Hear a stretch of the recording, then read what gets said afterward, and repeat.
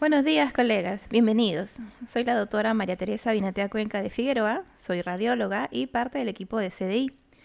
Siguiendo con el ciclo de conferencias, hoy hablaremos de hallazgos imagenológicos y de lo importante que es ver más allá de la evaluación odontológica. Para realizar una correcta evaluación de nuestras imágenes es importante contar con el motivo de consulta. Saber si el paciente siente dolor en alguna zona, conocer los antecedentes y demás. Pero en esta conferencia aprenderemos que no debemos cegarnos solo en eso, sino saber que el motivo de consulta va a ser nuestro norte, pero es nuestra responsabilidad como radiólogos y en general como cirujanos dentistas el evaluar todo lo que pueda presentar el paciente. Aunque escape de nuestro campo de trabajo, quizás no nos competa a nosotros dar el tratamiento, pero es importante describirlo para que se pueda hacer la referencia al área correspondiente y ayudar a nuestros pacientes. Para redondear esta idea, tenemos a esta primera paciente, que el motivo de consulta es la evaluación para la colocación de implantes. Al examinar el hueso, notamos que hay una disminución de la densidad ósea, tiene espacios medulares amplios, hay una falta de definición de las corticales anatómicas y además presenta defectos lacunares en la basal mandibular. Todo esto nos sugiere que la paciente presenta osteopenia. Al examinar la tomografía de la paciente en esta vista axial, vamos descendiendo y del lado derecho notamos que hay un adelgazamiento de la cortical. Seguimos bajando y ahora notamos un patrón permeativo, diferente a la cortical bien definida del lado izquierdo. Y aquí sí, un borramiento de la cortical.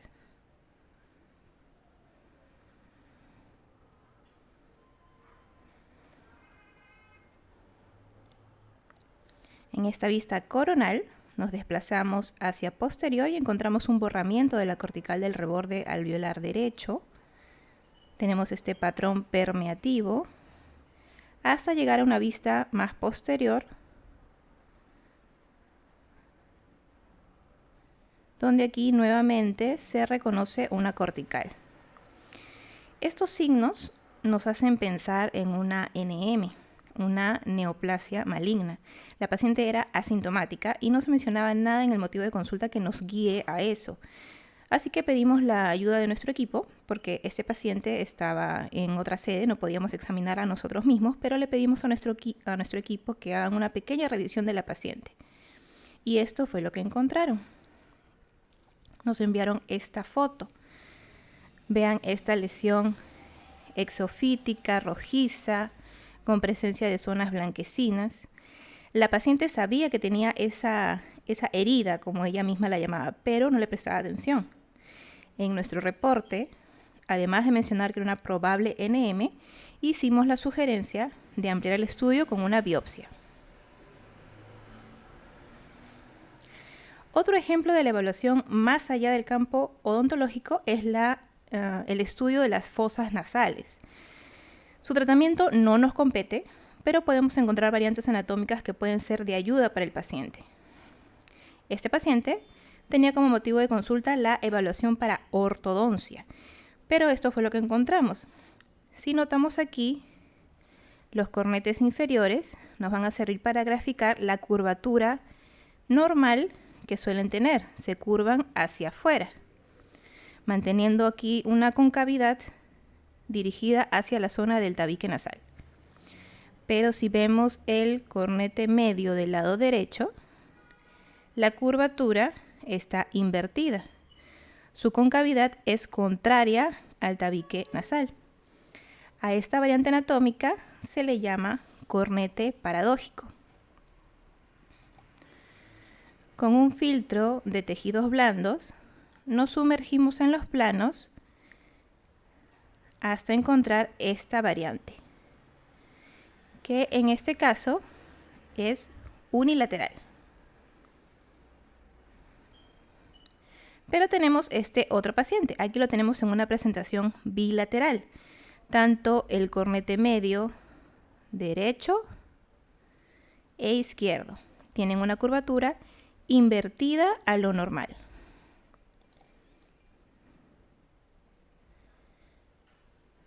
Aquí en el 3D, si lo comparamos con los cornetes inferiores, su concavidad está contraria al tabique nasal.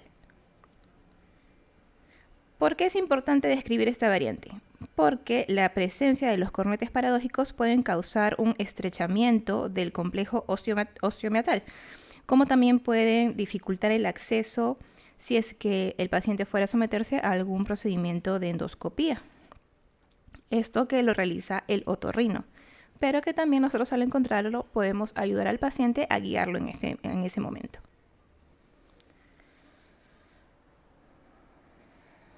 En este ejemplo, el motivo de consulta es por evaluación para un tratamiento rehabilitador. Observemos un momento esta panorámica. No vean los dientes, no vean los rebordes. Es rehabilitación, pero no vean eso. Hay algo que nos va a llamar la atención. Miren aquí. Proyectado sobre el cuello condilar y sobre el tercio superior de la rama mandibular izquierda. Vemos esta radiopacidad heterogénea. Vamos a ampliar con tomografía para saber de qué se trata. En esta vista axial estamos a la altura de los arcos cigomáticos, bajamos y vemos la apófisis coronoides, y en esta zona posterior aparece una imagen hiperdensa, es heterogénea y irregular y termina a la altura del tercio superior de la rama mandibular izquierda. Vamos a verlo de nuevo. Arco cigomático, apófisis coronoides, aquí están las apófisis pterigoides. Vemos que a la altura de la pterigoides es que se localiza esta masa.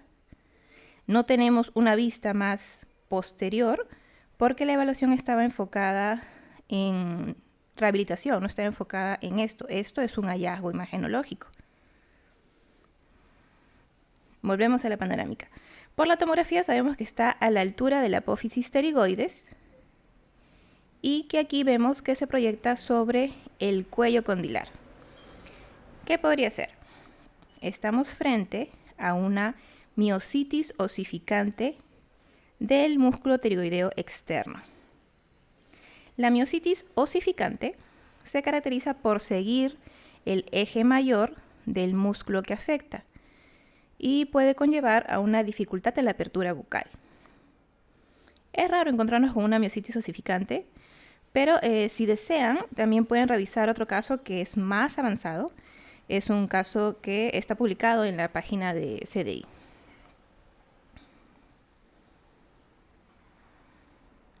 La arteriosclerosis de Monckeberg. En primer lugar, tenemos que saber qué es arteriosclerosis. La arteriosclerosis es la mineralización de la capa media de los vasos sanguíneos. El calcio se deposita en la capa media y se van a perder las fibras elásticas que lo componen. Como el depósito de calcio se va a dar en esta capa media, entonces no va a producir la obstrucción de la luz del vaso. Eso quiere decir que esto es una condición asintomática. Esta condición tiene una apariencia radiográfica como de tuberías, o también le llaman apariencia de rieles de tren. Estas pueden tener un trayecto recto o también son tortuosas. Son hallazgos radiográficos. Al ser asintomáticos, nunca van a hacer alusión a ellos en los motivos de consulta, a menos que de repente se proyecten en alguna periapical y ahí sí el colega nos refiera que quiere saber algo en esa zona. Este paciente le presenta de forma bilateral. Aquí vemos el trayecto tortuoso de los vasos.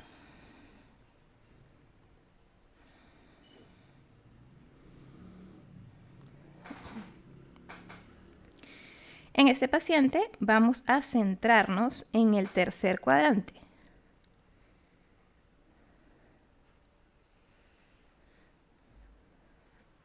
Ahí lo logran ver.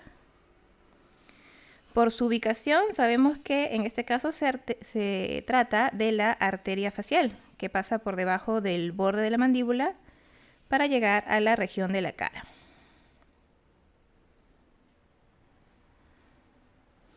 Esto sucede mayormente en la arteria facial y tiene el nombre de arteriosclerosis de Mönckeberg. En este paciente lo presenta también de manera bilateral. Aquí sí lo estamos ampliando en esta zona inferior a los ángulos mandibulares. A mayor aumento aquí vemos este trayecto sinuoso irregular de los vasos.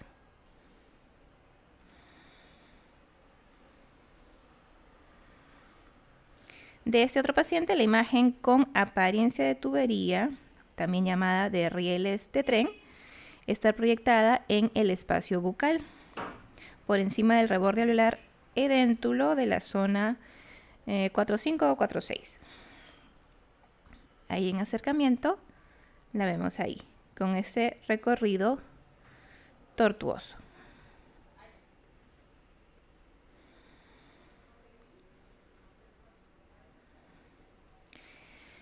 No solo debemos ver más allá en las radiografías panorámicas, sino también en las cefalométricas.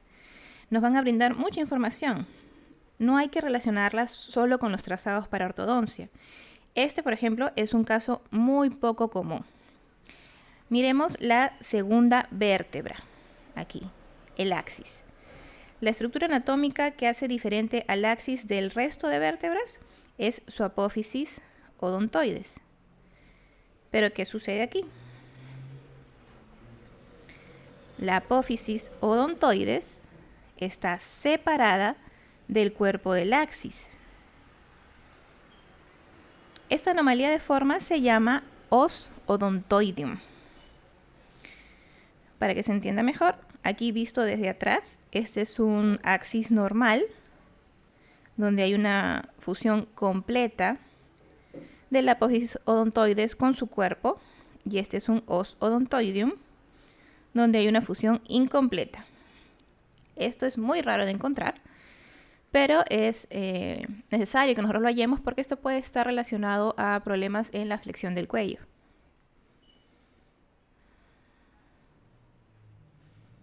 Otra variante anatómica poco común es la hipoplasia de la apófisis espinosa. En este ejemplo también está siendo afectado el axis. Aquí su apófisis odontoides sí está totalmente fusionada al cuerpo, pero su apófisis espinosa es muy pequeña comparada con las demás.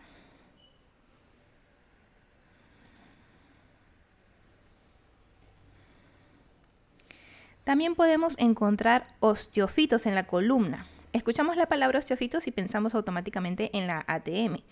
Pero los osteofitos son una manifestación de degeneración articular que puede ocurrir en muchas articulaciones. Si contamos, aquí está la C1, C2, C3, C4, miren aquí, C5. Esta proyección ósea en el ángulo anteroinferior. Esto es un osteofito.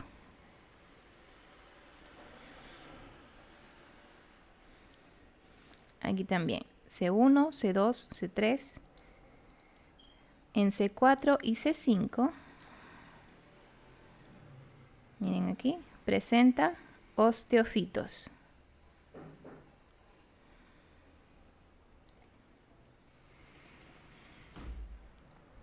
Y este es un caso mucho más marcado. Miren C5, C6, grandes proyecciones óseas en el ángulo anterosuperior e inferior, son osteofitos. La presencia de osteofitos y de enfermedad degenerativa articular van a tener como resultado una disminución en el espacio articular. Es importante entonces que lo describamos y que anotemos la sugerencia de que el paciente consulte con un especialista. Aquí estamos viendo solo la columna cervical, pero esas son manifestaciones de degeneración articular que las puede tener presentes en otras partes de su columna vertebral.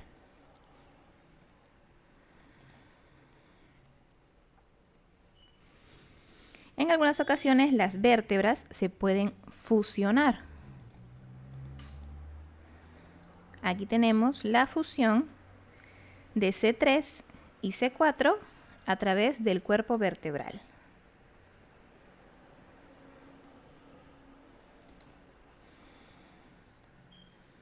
En este ejemplo, la fusión se da entre C2 y C3 a través del cuerpo y también de la apófisis espinosa.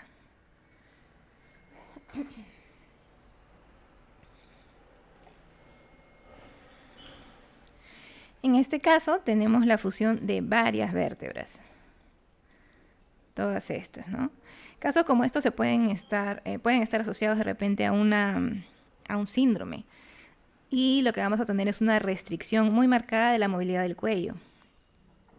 Es importante que lo describamos y lo derivemos al especialista.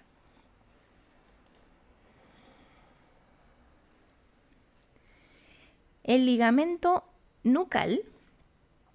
El ligamento nucal es un tabique que está en una zona intermuscular. Está en la línea media de la nuca. Se extiende desde la protuberancia occipital externa hasta la apófisis espinosa de la C7.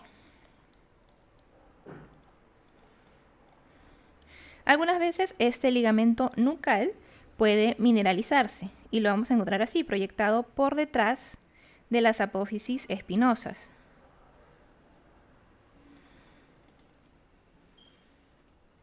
Aquí tenemos otro ejemplo de mineralización del ligamento nucal. Esta mineralización del ligamento nucal puede también asociarse a una restricción en la flexión del cuello y también se puede asociar con la presencia de cambios degenerativos en la columna cervical, como es este caso.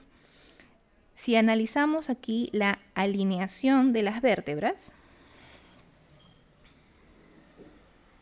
vamos a encontrar una concavidad hacia dorsal. Esto es lo contrario de la alineación normal. La alineación normal es con la concavidad hacia ventral, lo que nosotros llamamos lordosis. Pero cuando tenemos esta presentación anormal, se llama cifosis. Si desean de repente averiguar un poco más sobre la mineralización del ligamento nucal, busquen con el término de osificación. Con ese término es que lo van a encontrar en artículos en español. Osificación del ligamento nucal y les van a salir varios artículos.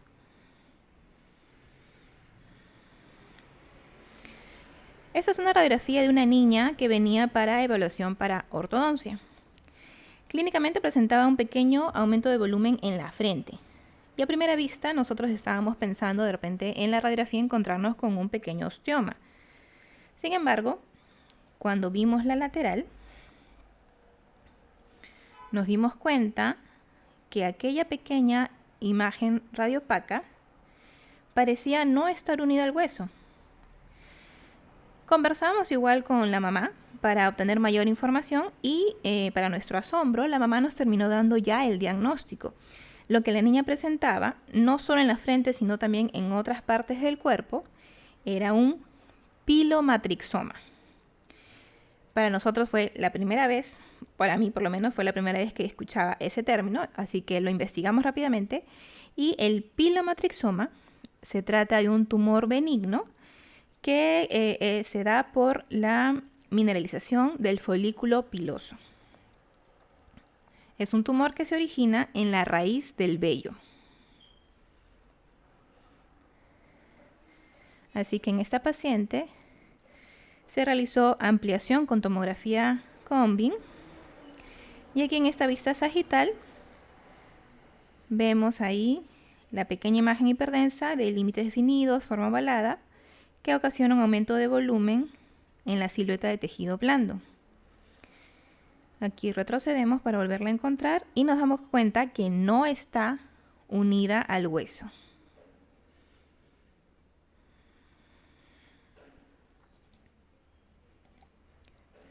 En esta vista axial, haciendo un barrido desde cefálico a caudal, vemos el pilomatrixoma de la frente Si seguimos sumergiéndonos en los planos, vamos a encontrar un segundo pilomatrixoma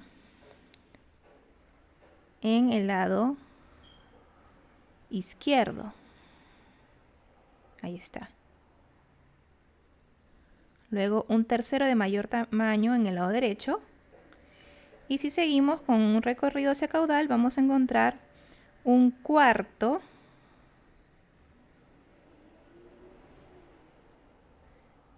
ahí está el cuarto, y luego un quinto pilomatrixoma en la parte posterior de la cabeza.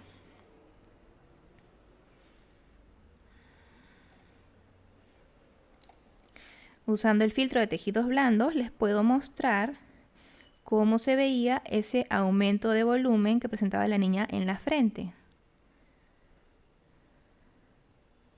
Ahí vista de frente.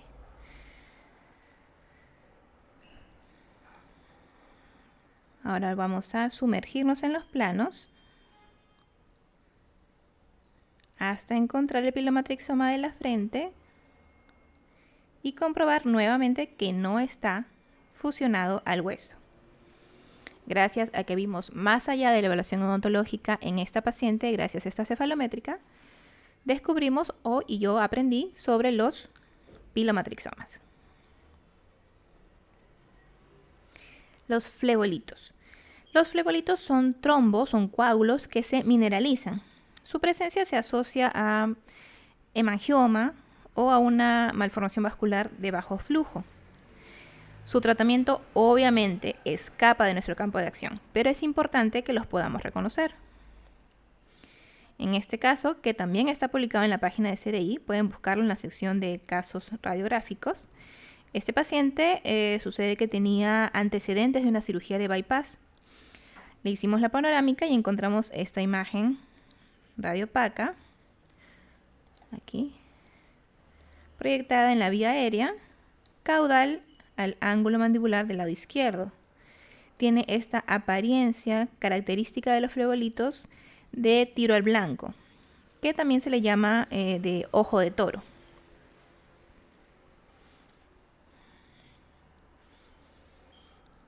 Se realizó una tomografía combi y aquí en la vista axial, haciendo un barrido de caudal acefálico, es decir, de abajo hacia arriba, vemos que además del flebolito del lado izquierdo que está aquí de amarillo, también tenemos ateromas calcificados a ambos lados, que están aquí con flechas de color blanco, que están a nivel de la vértebra C3 y C4. En las vistas sagitales, del lado derecho vemos el ateroma calcificado y en el lado izquierdo el flebolito de color amarillo y una serie de ateromas en una posición más posterior. En las vistas coronales, haciendo un barrido de posterior a anterior, vemos los ateromas.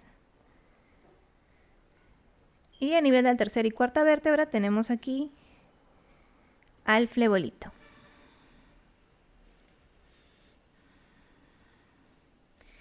Las imágenes rendering nos van a ayudar para ilustrarle al paciente de manera didáctica la presencia de los ateromas y del flebolito. No olvidemos de decir siempre ateroma calcificado. Ateroma a secas no, porque a secas es solo tejido adiposo y eso no se va a ver en las imágenes. Estos son ateromas calcificados.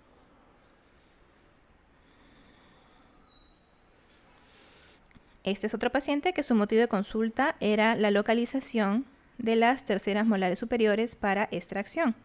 Y sin embargo, encontramos también aquí múltiples flebolitos.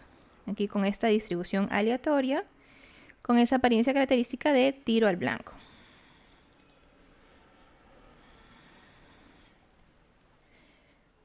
Al realizar el volumen tomográfico para las terceras molares superiores, encontramos también una variante anatómica en el cuerpo mandibular derecho. Hay una bifurcación del conducto dentario inferior con emergencia a nivel de la pieza 4-8. Luego nos sumergimos en los planos y encontramos el primer flebolito. Luego llegamos en una zona más posterior a este de mayor tamaño con su forma característica de tiro al blanco. No tenemos una vista más posterior porque el motivo de consulta era otro. Estos son hallazgos, pero que igual nos permiten orientar al colega que nos está refiriendo este paciente, de la presencia de estas mineralizaciones y de la importancia de sugerirle al paciente que busque una evaluación clínica especializada.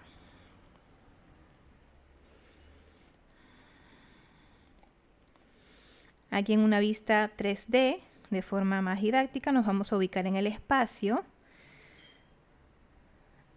Tenemos ahí los flebolitos. Ahora vamos a girar. Vamos ahora a profundizar.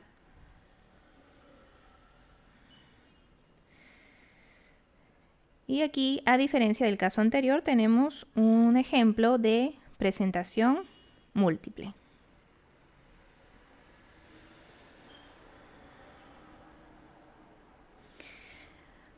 Aunque son poco comunes, también podemos encontrarnos con rinolitos. Los rinolitos son mineralizaciones que se alojan en la nariz. Este caso también está publicado en la página de CDI. Era una paciente joven que su motivo de consulta era la extracción de las terceras molares. Pero cuando revisamos la tomografía panorámica, encontramos esta imagen radiopaca que está proyectada sobre la fosa nasal y sobre el contorno anteromedial del seno maxilar izquierdo, de límites definidos, forma irregular.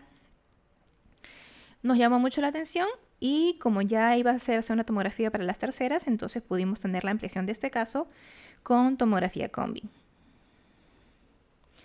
En la vista coronal, haciendo un barrido desde anterior a posterior, encontramos estas masas hiperdensas de forma irregular, ocupando el meato medio y el meato inferior.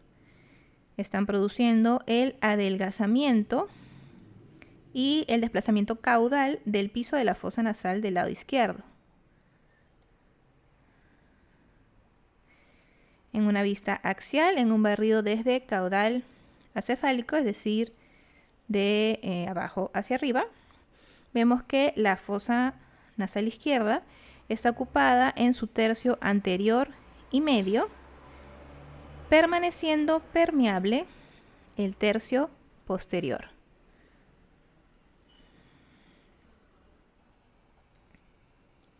En la vista sagital, en un barrido de medial a lateral, es decir, de un plano más interno a externo, tenemos una densidad casi metálica en la zona más posterior y medial de la masa.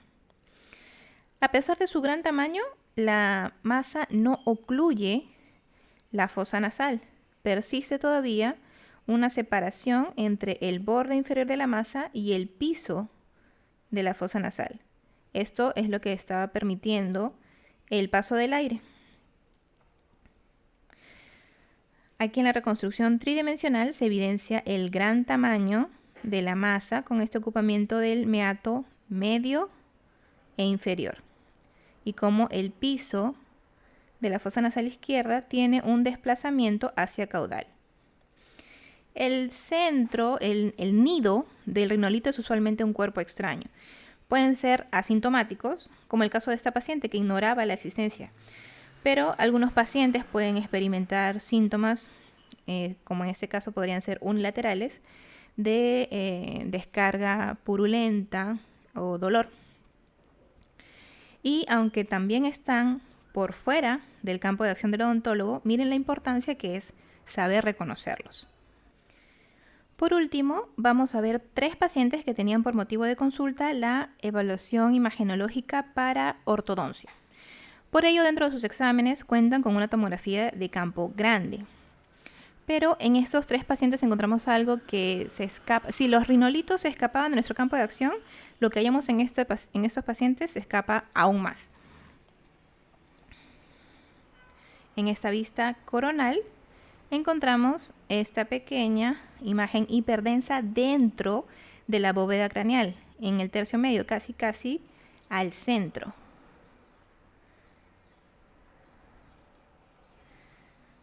Pueden darse cuenta que es un paciente joven. Aquí en la vista sagital se ve mejor. En nuestra vista 3D nos sumergimos en los planos y ahí lo encontramos. La imagen hiperdensa tanto en una vista coronal como también en la vista sagital. Encontramos esta pequeña imagen hiperdensa en la porción anterior de lo que vendría a ser el cerebro. Sin embargo, encontrar este tipo de mineralizaciones no es raro. Este es otro paciente. Aquí en la vista sagital, miren cómo tiene una mineralización intracraneal de mayor tamaño si la comparamos al ejemplo anterior. Si lo vemos en el 3D, en esta vista sagital es una imagen hiperdensa bien definida. Y si giramos hasta una vista coronal, nos damos cuenta que también está en la zona central de la porción anterior del cerebro. Es una mineralización precoz de la hoz del cerebro. Incluso pueden ser múltiples. Este tercer paciente aquí en la vista sagital se puede ver, aquí hay otra más por detrás, pero lo vamos a ver mejor aquí en el 3D. Aquí en sagital vamos a ir encontrando, además de esa masa anterior que es más grande, aquí hay otra, aquí en superior, y otra más en la parte posterior. Al girar a una vista coronal, encontramos al centro, vamos a encontrar ahí la primera masa. Retrocedemos más y vamos a encontrar una segunda masa en una posición superior, ahí. Y luego también encontramos una que está en una posición más posterior, la más posterior de las tres, en una posición casi en la zona central. Son mineralizaciones intracraneales. Salvo por este último paciente, los dos anteriores eran jóvenes, por lo que esto no sería una entidad relacionada con la edad. La mineralización precoz de la hoz del cerebro es un criterio mayor en la sospecha del síndrome nevoide vasocelular, o más conocido como el síndrome de Gorlin-Goltz, por lo que es importante que siempre la describamos.